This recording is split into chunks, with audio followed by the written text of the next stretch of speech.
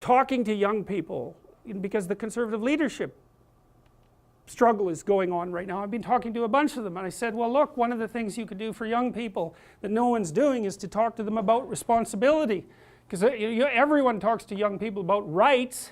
It's like, we need our rights. It's like, oh God, how many rights do you need? You know, really, like you have more privileges than any people who've ever lived anywhere. Well, it's so dull to hear that. It's so dull, it's so pathetic, and what would you call it? It's so demeaning that you have to be protected and have your rights. It's like I said, there's a huge marketplace for responsibility. That's what you want to talk to young people about. It's like, get your act together and do something worthwhile with your life. For the first time in my entire adult life, the conservatives actually have something to sell young people, right? They can sell them responsibility.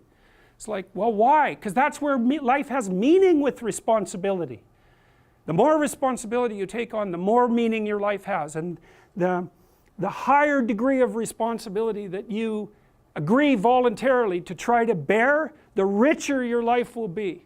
And no one's ever told that, and it's the case. You know, it's like you have 4 kids, say. Well, that's plenty of responsibility. You're going to have meaning. It's going to be rough, you know, because it's complicated.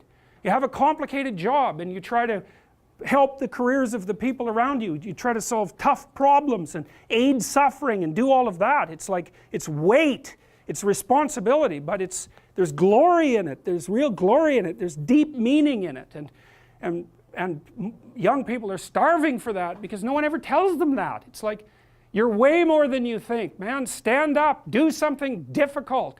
Do something difficult and heroic, right? Burst out of your bonds. It's like, that's a good message.